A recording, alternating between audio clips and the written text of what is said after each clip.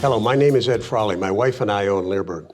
We've been doing a lot of these questions and answers that we get into our website from the Ask Cindy portal.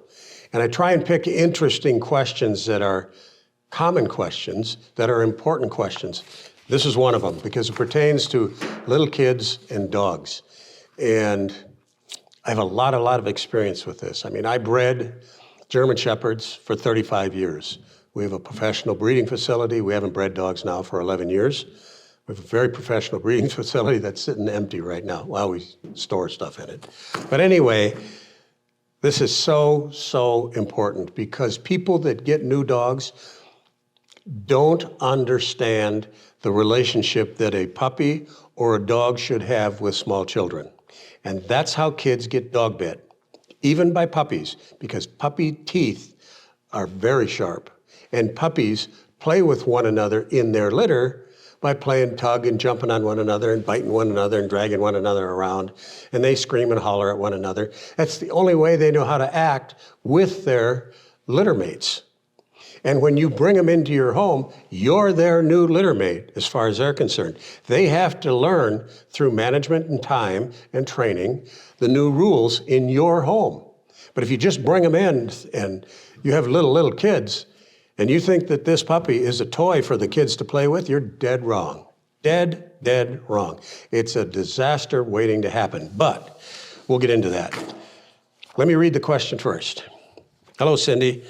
I've been following your training advice with my 18-month-old English Lab by gently starting him when he was 8 weeks old.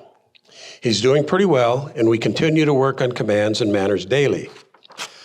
I don't like visiting, screaming small children to have access in my dog, and definitely don't leave him unattended should family members bring their kids over. This customer is doing it exactly correctly. In fact, I remove him when the chaos of the kids come to my house. Friends, family with bratty kids believe there's nothing wrong with small children getting in a dog's personal space, and these friends have mentioned this, that I'm overreacting. I'd please like to hear your side of this. Both kids and dogs are not known for making good decisions. They're not. And when they're put together in an unsupervised fashion, it's a disaster waiting to happen. Something's going to happen one way or the other. Sometimes common sense just isn't common with people that get a new dog. Here's the way a lot of new people think. They think that a dog, a puppy, is a toy for their children to play with, their small children to play with. And when I say small children, I have always used the age of 7, 8, or 9 before I'm going to allow children to have access to at least help in the training of my dogs and playing with their dogs. But the little kids, not at all. So, dogs are not toys. Second, new people think that, let's say they have a rescue dog, that this dog should know better than not to bite a child. That's dead wrong. That's not good thinking. And we're going to talk in a second about why it's not good thinking, because I'm going to tell you the steps in what leads up to a dog bite with a little kid when they're not supervised. People also think that dogs, even rescue dogs that are adults, need to know that children are higher in the family pack, have a higher hierarchy in the family pack than the dog does. That's dead wrong too. It's impossible to say my 5-year-old child is a pack leader for my 2-year-old German Shepherd, or my 2-year-old Black Lab, or my 2-year-old Golden Retriever. It's not happening. The correct way to think about this is that the child needs to have training. The child needs to learn the rules of when you're going to allow them to interact with the dog, just like the dog needs to learn the rules of how they're going to interact with the kid. That's why we always say the dogs or the puppies should be on leash in the house all the time. And they should not be unsupervised with little kids. If you think I'm blowing smoke here, what I would recommend is to go to Leerburg.com and go to the pages that we have of photos that people like yourself have sent me of dog bites of their kids being bit by the family dog. And a warning on this is some of these pictures are nasty. So it's a warning before you go there. We're putting the URL on the page now. For those people that are going to argue and disagree with me on this, my answer is okay. You think you're okay with your children and your dog, and I'm going to tell you that this falls under the category of you're okay right up to the point where you're not. And that point is a child getting dog bit. And unfortunately, when that happens, almost always, they're going to blame the dog. And it's unfortunate for that, because a lot of times it's not the dog's fault. Here's what happens when a dog is left with small children and it's unsupervised. The kids are playing with the dog, whether they grab his ears, grab his tail, grab him the collar, try and drag him around. At some point, the dog's going to look at it like they're pestering me. Some dogs are going to look at it like they're pestering me. And he's going to give off warning signals. Kids don't understand warning signals. A lot of times, adults don't understand warning signals if they've not been around and trained dogs before. So the dog gives off his warning signals, and if he doesn't have a way to escape the kids and get away from them in a safe, calm spot by themselves, and they keep coming after him and coming after him, in the end, there's a good chance that that kid could get dog bit. And whose fault is it? It's the owner's fault. It's not the dog's fault. It's not the kid's fault. Kids make bad decisions.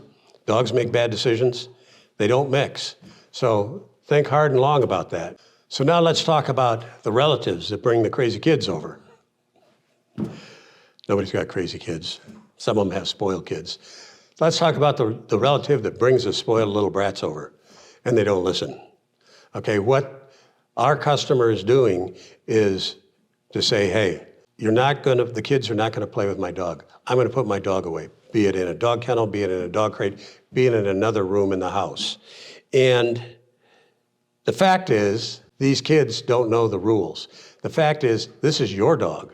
It's not your relative's dog. It's your choice to say, who's gonna interact with my dog? Now, some people say Cindy and I are too rough on the way that we look at interactions with our dogs. We don't let hardly anybody play with our dogs, not for any reason. We see no reason. Again, our dogs are not toys for people's kids to play with or for people to play with. And if they have a problem with that, the way we look at it is that's their problem. But it's the way that it should be as far as we're concerned, because we haven't had our dogs bite little kids, and we're never going to let it happen. Now, something else to think about, like I bred German Shepherds, and we've bred Belgian Malinois. They're strong working puppies. But what about people that have puppies with a softer temperament? Puppies that are not German Shepherds, they're not Belgian Malinois. You know, they could have one really bad experience with a child that can affect that puppy for the rest of its life.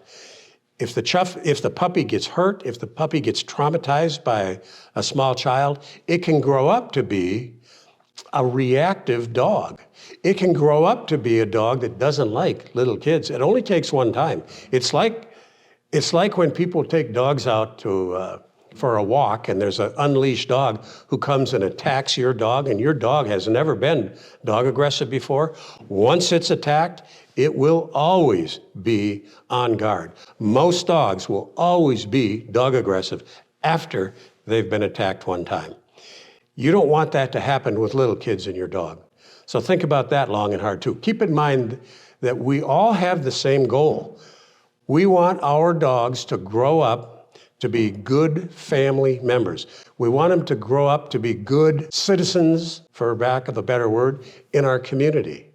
And that can't happen if we end up creating a reactive dog. That can't happen if we don't manage our kids properly and we don't manage our dogs properly and we get a dog bite and then you have to give the dog away, you have to rehome the dog, you have to give it to a shelter, or worse, it gets put down. And it wasn't the dog's fault. It was not the dog's fault most of the time. It's the people's fault for not managing the situation better. So I've kind of gone on a rant here, but everything I said is true. I say this too. There are enough people out there that have Gabbies.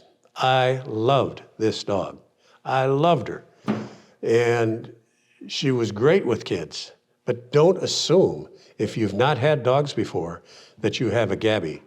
You have to make sure that you know 100% sure that you have a Gabbie. And you can only do that by a long process of proper management and keeping your dog on leash and teaching your kids the rules for interacting with your dog.